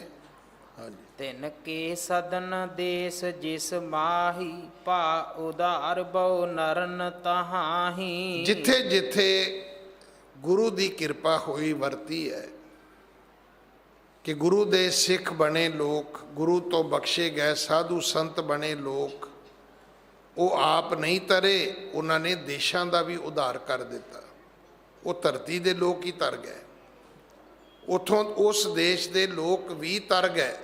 ਹਾਂਜੀ, ਜਬ ਜਬ ਆਵੈ ਦਰਸ਼ਨ ਹੇਤਾ ਸ਼ਬਦ ਪੜਤ ਨਰ ਬ੍ਰਿੰਦ ਸਮੇਤਾ। ਕਰਤਾਰਪੁਰ ਸਾਹਿਬ ਦੇ ਵਿੱਚ ਬੜੀ ਸੰਗਤ ਆਉਂਦੀ, ਸ਼ਬਦ ਪੜ੍ਹਦੀ ਆਉਂਦੀ ਹੈ। ਬਾਣੀ ਪੜ੍ਹਦੇ ਸਿੱਖ ਆਉਂਦੇ ਨੇ, ਨਾਮ ਜਪਦੇ ਸਿੱਖ ਆਉਂਦੇ ਨੇ। ਹਾਂਜੀ, ਭਵ ਬੰਧਨ ਤੇ ਹੋਏ ਨਿਰਾਰੇ ਸੰਗੀ ਅਪਰ ਅਨੇਕ ਉਦਾਰੇ। ਉਹ ਫਿਰ ਆਪ ਵੀ ਤਰਦੇ ਨੇ, ਆਪਣੇ ਸੰਗੀਆਂ ਨੂੰ ਵੀ ਤਰਦੇ ਨੇ। ਵੇਖੋ ਇਹ ਤਾਂ ਇੱਕ ਨੀਤ ਦਾ ਇਹ ਨਿਯਮ ਹੈ। ਮਾੜਾ ਬੰਦਾ ਸੰਗੀਆਂ ਨੂੰ ਮਾੜਾ ਬਣਾਏਗਾ, ਚੰਗਾ ਬੰਦਾ ਸੰਗੀਆਂ ਨੂੰ ਚੰਗਾ ਬਣਾਏਗਾ। ਤੁਸੀਂ ਕਦੇ ਵੇਖ ਲਿਓ ਇੱਕ ਬੰਦਾ ਗਲਤ ਰਸਤੇ ਤੁਰਦਾ, ਇੱਕ ਬੰਦਾ ਚੰਗੇ ਰਸਤੇ ਤੁਰਦਾ, ਉਹ ਟਾਈਮ ਦੂਰ ਨਹੀਂ, ਜਾਂ ਤੇ ਗਲਤ ਰਸਤੇ ਵਾਲਾ ਚੰਗੇ ਰਸਤੇ ਤੇ ਆ ਜਾਏਗਾ ਤੇ ਜਾਂ ਚੰਗੇ ਰਸਤੇ ਵਾਲਾ ਫਿਰ ਉਹਦੇ ਨਾਲ ਤੁਰ ਜਾਏਗਾ, ਤੇ ਜਾਂ ਦੋਵਾਂ ਦੇ ਰਸਤੇ ਵੱਖਰੇ ਵੱਖਰੇ ਹੋ ਜਾਣਗੇ।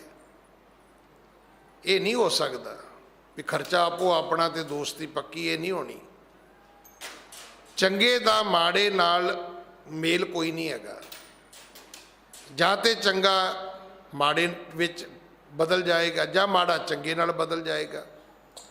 ਤੇ ਜਾਂ ਕੁਝ ਟਾਈਮ ਤੋਂ ਬਾਅਦ ਚੰਗੇ ਦਾ ਰਸਤਾ ਇੱਧਰ ਹੋ ਜਾਏਗਾ, ਮਾੜੇ ਦਾ ਰਸਤਾ ਇੱਧਰ ਹੋ ਜਾਏਗਾ। ਨਹੀਂ, ਉਹ ਇਕੱਠੇ ਨਹੀਂ ਰਹਿ ਸਕਦੇ। ਹਾਂਜੀ। ਇੱਕ ਕਾਲੂ ਖੱਤਰੀ ਧਰ ਆਸਾ, ਮਿਲਿਓ ਆਏ ਸ਼੍ਰੀ ਨਾਨਕ ਪਾਸਾ। ਇੱਥੇ ਇੱਕ ਭਾਈ ਕਾਲੂ, ਇਹ ਪਿਤਾ ਜੀ ਨਹੀਂ ਹੈ ਗੁਰੂ ਜੀ ਦੇ, ਕੋਈ ਸਿੱਖ ਹੈ, ਕਸ਼ਤਰੀ ਹੈ। ਉਹ ਬੜੀ ਭਾਵ ਭਾਵਨੀ ਨਾਲ ਆ ਕੇ ਕਰਤਾਰਪੁਰ ਸਾਹਿਬ ਗੁਰੂ ਜੀ ਦੇ ਚਰਨ ਪਰਸਦਾ ਹੈ। ਹਾਂਜੀ। ਦਵੈ ਕਰ ਜੋਰ ਬੰਦ ਨਾ ਠਾਨੀ, ਬੈਠ ਸਮੀਪ ਪਣੀ ਪੁੰਨ ਬਾਨੀ। ਦੋ ਹੱਥ ਜੋੜੇ ਨੇ, ਮੱਥਾ ਟੇਕਿਆ ਹੈ, ਫਿਰ ਦੋ ਹੱਥ ਜੋੜ ਕੇ ਗੁਰੂ ਦੇ ਚਰਨਾਂ ਤੇ ਬੇਨਤੀ ਕੀਤੀ ਹੈ। ਹਾਂਜੀ। ਸਨਮੁਖ ਮਨਮੁਖ ਲੱਛਣ ਜੇਈ, ਕਰਨਾ ਕਰੋ ਉਚਾਰੋ ਤੇਈ। ਕਹਿਣ ਲੱਗਾ ਜੀ ਸਨਮੁਖ ਕੌਣ ਹੈ ਤੇ ਮਨਮੁਖ ਕੌਣ ਹੈ, ਇਹਨਾਂ ਦੇ ਲੱਛਣ ਕੀ ਨੇ, ਇਹਨਾਂ ਦੀ ਪਹਿਚਾਣ ਕੀ ਹੈ। ਹੁਣ ਕਹਿਣ ਨੂੰ ਤਾਂ ਆਪਾਂ ਕਹਿ ਦਿੰਦੇ ਆ, ਸਤਿਗੁਰੂ ਦੀ ਬਾਣੀ 'ਚ ਸਾਰੇ ਰੂਪ ਨੇ ਕਿ ਜੇ ਕੋ ਸਿੱਖ ਗੁਰੂ ਸੇਤੀ ਸਨਮੁਖ ਹੋਵੇ ਤਾਂ ਸਨਮੁਖ ਸਿੱਖ ਕੋਈ, ਜਿਉ ਰਹੇ ਗੁਰ ਨਾਲੇ। ਗੁਰ ਕੇ ਚਰਨ ਹਿਰਦੈ ਤੇ ਆਏ, ਅੰਤਰਾਤਮਾ ਸੰਭਾਲੇ, ਆਪ ਛੱਡ ਸਦਾ ਰਹੇ ਪਰਣੈ, ਗੁਰਬਿਨ ਅਵਰ ਨਾ ਜਾਣੇ ਕੋਈ। ਇਹਨੂੰ ਕਹਿੰਦੇ ਨੇ ਸਨਮੁਖ। ਸਾਡੇ ਸਨਮੁਖ ਦਾ ਅਰਥ ਕੀ ਹੈ? ਸਾਹਮਣੇ ਆਇਆ, ਮੱਥਾ ਟੇਕਿਆ ਤੇ ਪੁੱਠੇ ਪੈਰੀ ਤੁਰ ਪਿਆ, ਫਿਰ ਭਾਵੇਂ ਕਿਸੇ ਦੇ ਡਿੱਗ ਪਵੇ ਤੇ ਕਿਸੇ ਦੂਜੇ ਨੂੰ ਸੱਟ ਵੀ ਮਾਰ ਦੇਵੇ। ਅਸੀਂ ਸੋਚਦੇ ਹਾਂ ਵੀ ਸਿੱਧੇ ਆਓਗੇ ਤੇ ਸਨਮੁਖ ਹੈ, ਜੇ ਤੁਸੀਂ ਮੁੜਨ ਲੱਗਿਆ ਕੰਡ ਕਰ ਲਈ ਤੇ ਮਨਮੁਖ ਹੋ ਗਏ। ਨਹੀਂ, ਇਦਾਂ ਮਨਮੁਖ ਨਹੀਂ ਬਣੀਦਾ। ਸਨਮੁਖ ਤੁਸੀਂ ਅੰਤਰ ਆਤਮਾ ਤੋਂ ਹੋਣਾ ਹੈ। ਭਾਈ ਕਾਲੂ ਖੱਤਰੀ ਨੇ ਆ ਕੇ ਗੁਰੂ ਜੀ ਕੋਲੋਂ ਪੁੱਛਿਆ ਕਿ ਕਰੁਣਾ ਕਰੋ ਉਚਾਰੋ ਤੇਈ। ਮਹਾਰਾਜ ਸਨਮੁਖ ਦੇ ਤੇ ਮਨਮੁਖ ਦੇ ਲੱਛਣ, ਉਹਨਾਂ ਦੀ ਪਹਿਚਾਣ, ਉਹਨਾਂ ਦੀ ਕੀ ਡੈਫੀਨੇਸ਼ਨ ਹੈ, ਕਿਰਪਾ ਕਰਕੇ ਦੱਸੋ। ਹਾਂਜੀ। ਸੁਣ ਕੈ ਸ਼੍ਰੀ ਗੁਰ ਗੇਰਾ ਅਲਾਈ, ਕਲ ਮਲ ਤੇ ਜਿਨ ਕੰਡ ਫਿਰਾਈ। ਸੱਚੇ ਪਾਤਸ਼ਾਹ ਮਹਾਰਾਜ ਨੇ ਫਿਰ ਬਾਣੀ ਉਚਾਰੀ ਹੈ। ਇਹ ਉਹ ਸਤਿਗੁਰੂ ਨੇ ਜਿਨ੍ਹਾਂ ਨੇ ਪਾਪ ਨੂੰ ਪਛਾੜ ਦਿੱਤਾ ਹੈ, ਜਿਨ੍ਹਾਂ ਨੇ ਪਾਪਾਂ ਨੂੰ ਪਛਾੜ ਦਿੱਤਾ ਹੈ। ਹਾਂਜੀ। ਸੋ ਕ੍ਰਿਤ ਸਮੂਹੈ ਸਾਖੀ ਬਿਰਤ ਕੋ, ਸੁਣੈ ਸ਼ਬਦ ਗੁਰ ਥਿਤ ਕਰ ਚਿਤ ਕੋ। ਸਤਿਗੁਰੂ ਪਿਤਾ ਮਹਾਰਾਜ ਕਹਿਣ ਲੱਗੇ, ਭਾਈ ਸੁਣੋ, ਜਿਹੜੀ ਸੁਕ੍ਰਿਤ ਕਿਰਤ ਹੈ, ਸ਼ੁਭ ਕਰਮਾਂ ਦੇ ਸਾਹਮਣੇ ਆਪਣੇ ਮਨ ਦੀ ਜਿਹੜੀ ਬਿਰਤੀ ਹੈ ਉਹਨੂੰ ਸਾਖੀ ਬਣਾਉਣਾ, ਪੁੰਨ ਕਰਮਾਂ ਵਾਲੇ ਪਾਸੇ ਮੁੱਖ ਕਰਨਾ। ਹੁਣ ਇੱਕ ਸ਼ਬਦ ਆਉਂਦਾ ਹੈ ਕਿ ਸ਼ੁਭ ਕਰਮਨ ਤੇ ਕਬਹੂ ਨਾ ਟਰੋ। ਹੁਣ ਟਰੋ ਤੁਹਾਡਾ ਠੇਠ ਪੰਜਾਬੀ ਦਾ ਸ਼ਬਦ ਹੈ।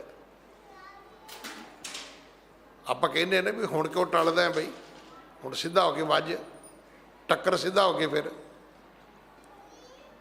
ਹੁਣ ਉਹਨੂੰ ਥੋੜ੍ਹੇ ਜਿਹੇ ਸ਼ਬਦਾਂ ਨੂੰ ਥੋੜ੍ਹਾ ਬਟਰਿੰਗ ਕਰੋ, ਦੇ ਲਾਓ, ਮੱਖਣ ਮੁੱਖਣ ਲਾਓ ਥੋੜ੍ਹਾ ਜਿਹਾ।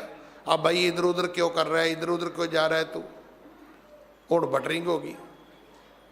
ਸਿੱਧੀ ਪੰਜਾਬੀ ਇਹ ਵੀ ਹੁਣ ਟਾਲਾ ਕਿਉਂ ਵੱਟਦਾ ਹੈ, ਹੁਣ ਸਿੱਧਾ ਹੋ, ਸਿੱਧਾ ਹੋ ਕੇ ਟੱਕਰ। ਸ਼ੁਭ ਕਰਮਾਂ ਵਾਲੇ ਪਾਸਿਓਂ ਟਲਣਾ ਨਹੀਂ। ਜਦੋਂ ਚੰਗੇ ਕੰਮ ਦੀ ਵਾਰੀ ਆਵੇ ਉਦੋਂ ਇਹ ਨਹੀਂ ਕਹਿਣਾ ਵੀ ਨਹੀਂ ਜੀ ਮੇਰੇ ਤਾਂ ਅੱਜ ਪੇਟ ਦਰਦ ਹੋ ਰਿਹਾ ਹੈ ਜੀ, ਮੈਂ ਤਾਂ ਅੱਜ ਛੁੱਟੀ 'ਤੇ ਹਾਂ ਜੀ। ਬੜੇ ਲੋਕ ਐਸੇ ਨੇ, ਜਦੋਂ ਚੰਗੇ ਕੰਮ ਦੀ ਵਾਰੀ ਆਏਗੀ ਟਾਲਾ ਵੱਟ ਜਾਣਗੇ। ਤੋ ਇਸ ਕਥਾ ਦੇ ਵਿੱਚ ਆਉਂਦਾ ਹੈ ਕਿ ਮਹਾਰਾਜ ਕਹਿਣ ਲੱਗੇ ਸੁਕਰਤ ਦੇ ਸਾਹਮਣੇ ਜਾਣਾ ਹੈ ਔਰ ਹਮੇਸ਼ਾ ਆਪਣੀ ਬਿਰਤੀ ਨੂੰ ਪੁੰਨ ਕਰਮਾਂ ਦੇ ਨਾਲ ਜੋੜ ਕੇ ਰੱਖਣਾ ਹੈ। ਸੁਣੇ ਸ਼ਬਦ ਗੁਰ ਥਿਤ ਕਰ ਚਿਤ ਕੋ। ਆਪਣੇ ਮਨ ਨੂੰ ਰੋਕ ਕੇ ਜਿਹੜਾ ਸਿੱਖ ਗੁਰਬਾਣੀ ਸੁਣੇ ਉਹ ਸਨਮੁਖ ਹੈ। ਜਿਹੜਾ ਸ਼ੁਭ ਕਰਮਾਂ ਤੋਂ ਨਾ ਟਲੇ ਉਹ ਸਨਮੁਖ ਹੈ। ਹਾਂਜੀ। ਲਛਣ ਚਤਰ ਅਪਰ ਹੈ ਜੋਏ, ਸੁਣ ਪ੍ਰੀਤ ਕਰ ਉਚਰੈ ਸੋਏ। ਸਨਮੁਖ ਦੇ 4 ਲੱਛਣ ਹੋਰ ਵੀ ਨੇ, 4 ਪਹਿਚਾਨ ਇਹਦੀਆਂ ਹੋਰ ਵੀ ਹੈਗੀਆਂ ਨੇ। ਹਾਂਜੀ, ਮੈਂ ਤ੍ਰਿਹ ਕਰਨਾ ਦੁਵਹਿ ਲਖੋ, ਮੁਦਤਾ ਤੀਜੀ ਜਾਣ। ਪਹਿਲੀ ਮਿੱਤਰਤਾ ਕਰਨੀ, ਪਰ ਸ਼ੁਭ ਭਾਵ ਦੇ ਨਾਲ, ਠੱਗਾਂ ਵਾਲੀ ਨਹੀਂ। ਵੀ ਕੱਲੀ ਕਾਰੀ ਮਾਈ ਵੇਖੀ ਤੇ ਉਦਾਂ ਹੀ ਬੇਬੇ ਬੇਬੇ ਬੇਬੇ, ਮੁੜ ਕੇ ਪਤਾ ਲੱਗਾ ਬੇਬੇ ਦਾ ਝੋਲਾ ਹੀ ਹੈ ਨਹੀਂਗਾ। ਬੱਸ ਅੱਡਿਆਂ ਤੇ ਸਟੇਸ਼ਨਾਂ ਤੇ ਕਈ ਭਤੀਜੇ ਟੱਕਰ ਜਾਂਦੇ ਨੇ, ਉਹਦੇ ਮਾਈ ਨੂੰ ਭੂਆ ਕੀ ਹਾਲ ਹੀ, ਮੁੜ ਕੇ ਪਤਾ ਲੱਗਦਾ ਨਾ ਭੂਆ ਦਾ ਝੋਲਾ ਤੇ ਨਾ ਭਤੀਜਾ, ਦੋਵੇਂ ਨਹੀਂ ਲੱਭਦੇ। ਨਹੀਂ, ਮਿੱਤਰਤਾਈ ਕਰਨੀ ਤੇ ਸ਼ੁਭ ਭਾਵ ਦੇ ਨਾਲ। ਅਸੀਂ ਦੋਸਤੀ ਕਰਦੇ ਹਾਂ ਮਤਲਬ ਦੇ ਨਾਲ, ਸਵਾਰਥ ਦੇ ਨਾਲ। ਇਸ ਧੰਨ ਸ਼੍ਰੀ ਗੁਰੂ ਗ੍ਰੰਥ ਸਾਹਿਬ 'ਚ ਲਿਖਿਆ ਹੋਇਆ ਹੈ। ਮਤ ਸੋਚਣਾ ਵੀ ਇਹ ਗੱਲ ਝੂਠੀ ਹੈ, ਇਹ ਗੱਲ ਝੂਠੀ ਨਹੀਂ ਹੈ। ਇਹ ਸੰਸਾਰੇ ਕੇ ਕੁਟੰਬ ਜੋ ਮਿੱਤਰ ਭਾਈ ਦੀਸੈ, ਮਨ ਮੇਰੇ ਤੇ ਸਭ ਆਪਣੇ ਸਵਾਏ ਮਨਾਸਾ। ਇਹ ਸਾਡਾ ਮਤਲਬ ਹੀ ਲੋਕਾਂ ਦਾ ਗੱਠ ਜੋੜ ਹੈ। ਤੁਹਾਨੂੰ ਮੇਰੇ ਤੋਂ ਫਾਇਦਾ ਹੈ, ਮੈਨੂੰ ਤੁਹਾਡੇ ਤੋਂ ਫਾਇਦਾ ਹੈ, ਇਸ ਕਰਕੇ ਆਪਾਂ ਮਿੱਤਰ ਹੋ ਗਏ। ਨਹੀਂ, ਸਨਮੁਖ ਇਹਨੂੰ ਨਹੀਂ ਕਹਿੰਦੇ। ਦੋਸਤੀ ਕਰਨੀ, ਮਿੱਤਰਤਾਈ ਕਰਨੀ, ਪਰ ਉਹਦੇ ਵਿੱਚ ਲਾਲਚ ਸਵਾਰਥ ਨਹੀਂ ਕਰਨਾ, ਇਹ ਪਹਿਲਾ ਸ਼ੁਭ ਕਰਮ ਹੈ। ਦੂਸਰਾ ਕਰੁਣਾ ਕਰਨੀ, ਕਿਰਪਾਲਤਾ ਕਰਨੀ, ਦੂਜੇ ਦਾ ਦੁੱਖ ਵੇਖ ਕੇ ਉਹਦੀ ਮਦਦ ਕਰਨੀ। ਪਰ ਇੱਥੇ ਦੂਜੇ ਦਾ ਦੁੱਖ ਵੇਖ ਕੇ ਬਲੈਕਮੇਲਿੰਗ ਸ਼ੁਰੂ ਹੋ ਜਾਂਦੀ ਹੈ। ਆਪਾਂ ਰੋਜ਼ ਹੀ ਵੇਖਦੇ ਹਾਂ, ਕਿਸੇ ਬੱਚੀ ਨੇ ਕਿਹਾ ਜੀ ਮੈਨੂੰ ਨੌਕਰੀ ਲਵਾ ਦਿਓ, ਉਹਨੇ ਅੱਗੋਂ ਬਲੈਕਮੇਲ ਕਰਨਾ ਸ਼ੁਰੂ ਕਰ ਦਿੱਤਾ। ਕਿਸੇ ਗਰੀਬ ਨੇ ਕਿਹਾ ਜੀ ਮੈਨੂੰ ਥੋੜੇ ਜਿਹੇ ਪੈਸੇ ਚਾਹੀਦੇ ਨੇ, ਉਹ ਕਹਿੰਦਾ ਜੀ ਲਿਆਓ ਤੁਸੀਂ ਕੋਈ ਤੁਹਾਡੇ ਕੋਲੇ ਜ਼ਮੀਨ ਹੋਵੇ, ਕੋਈ ਕੜਾ ਹੋਵੇ, ਸੋਨਾ ਹੋਵੇ, ਉਹ ਲੈ ਲਿਆ। ਤੇ ਕਰਦਿਆਂ ਮੁੜ ਕੇ ਉਹਨੂੰ ਵਿਆਜ ਨੂੰ ਵਿਆਜ, ਵਿਆਜ ਨੂੰ ਵਿਆਜ, ਵਿਆਜ ਨੂੰ ਵਿਆਜ, ਉਹ ਬੰਦਾ ਹੀ ਖਾ ਗਏ ਮੁੜ ਕੇ। ਨਹੀਂ, ਇੱਦਾਂ ਦੀ ਮਦਦ ਨਹੀਂ, ਇਹ ਕਿਰਪਾ ਨਹੀਂ ਹੈ। ਕਿ ਅਗਲੇ ਨੂੰ ਵੇਖੋ ਵੀ ਉਹ ਕਰਜ਼ਾਈ ਹੈ ਤੇ ਉਹਨੂੰ ਐਸਾ ਚੁੰਗਲ 'ਚ ਫਸਾਓ ਕਿ ਉਹਦੀ ਫੈਕਟਰੀ ਵੀ ਖਾ ਜਾਓ, ਉਹਦਾ ਘਰ ਵੀ ਖਾ ਜਾਓ, ਉਹਦੀ ਜ਼ਮੀਨ ਵੀ ਖਾ ਜਾਓ। ਨਹੀਂ, ਇੱਦਾਂ ਦੀ ਕਰੁਣਾ ਨਹੀਂ ਕਰਨੀ। ਮਿੱਤਰਤਾਈ ਲਾਲਚ ਵਾਲੀ ਨਹੀਂ ਕਰਨੀ ਕਿ ਇਹਦੇ ਕੋਲੋਂ ਮੇਰਾ ਕੰਮ ਨਿਕਲ ਜਾਏਗਾ ਤੇ ਮੈਂ ਜਾ ਕੇ ਉਹਨੂੰ ਮਿੱਤਰ ਬਣਾ ਲਵਾਂ। ਸੱਚੇ ਪਾਤਸ਼ਾਹ ਮਹਾਰਾਜ ਕਹਿੰਦੇ ਨੇ ਇਹ ਦੋ ਨੇ, ਮੁੱਦਤਾ ਤੀਜੀ ਜਾਣ। ਤੇ ਮੁੱਦਤਾ ਕੀ ਹੈ? ਖੁਸ਼ੀ। ਕਿਸੇ ਨੂੰ ਕਹਿਣਾ ਜੀ ਮੈਂ ਤੇਰੇ ਤੇ ਬੜਾ ਖੁਸ਼ ਹਾਂ, ਇਹਦੇ ਵਿੱਚ ਵੀ ਬੜੇ ਪਾਪ ਨੇ। ਇਹ ਵੱਖਰੀਆਂ ਇਹਨਾਂ ਦੀ ਜਦੋਂ ਤੁਸੀਂ ਵਿਆਖਿਆ ਵਿੱਚ ਜਾਓਗੇ ਤੇ ਫਿਰ ਤੁਸੀਂ ਹੈਰਾਨ ਹੋਵੋਗੇ ਵੀ ਐਸੀ ਕਥਾ ਕਿਹੜੇ ਵਿਦਾਨ ਤੋਂ ਮਿਲ ਸਕਦੀ ਹੈ ਜਾ ਕੇ। ਮਿੱਤਰਤਾਈ ਕੀ ਹੈ, ਕਿਰਪਾ ਕੀ ਹੈ, ਖੁਸ਼ੀ ਕੀ ਹੈ, ਕਰ ਕੌਣ ਸਕਦਾ ਹੈ, ਕਰੀ ਦੀ ਕਿਹਦੇ ਤੇ ਹੈ। ਉਦੋਂ ਹੀ ਕਿਸੇ ਨੂੰ ਕਹੀ ਜਾਣਾ ਮੈਂ ਤੇਰੇ ਤੇ ਬੜਾ ਖੁਸ਼ ਹਾਂ, ਪਰ ਉਹ ਖੁਸ਼ੀ 5 ਮਿੰਟ ਦੀ ਹੁੰਦੀ, ਮੁੜ ਕੇ ਫੇਰ ਅੱਖਾਂ ਲਾਲ ਪੀਲੀਆਂ ਕਰ ਲਈਆਂ ਬੰਦੇ ਨੇ। ਕਿਹੜੀ ਖੁਸ਼ੀ ਹੈ ਜੀ ਉਹ? ਨਹੀਂ, ਜੇ ਤੁਸੀਂ ਖੁਸ਼ ਹੋਏ ਹੋ ਤੇ ਉਹਦੇ ਅਰਥ ਕੁਝ ਹੋਰ ਨੇ। ਸਤਿਗੁਰੂ ਕਿਰਪਾ ਕਰਨ। ਅਗਲੀ ਕਥਾ ਆਪਾਂ ਕੱਲ ਗੁਰੂ ਕੀ ਗੋਦ ਵਿੱਚ ਬੈਠ ਕੇ ਸੁਣੀਏ। ਅੱਜ ਸਮਾਂ ਸਮਾਪਤ ਹੈ। ਭੁੱਲਾਂ ਬਖਸ਼ੋ ਜੀ, ਫਤਿਹ ਬੁਲਾਓ। ਵਾਹਿਗੁਰੂ ਜੀ ਕਾ ਖਾਲਸਾ, ਵਾਹਿਗੁਰੂ ਜੀ ਕੀ ਫਤਿਹ।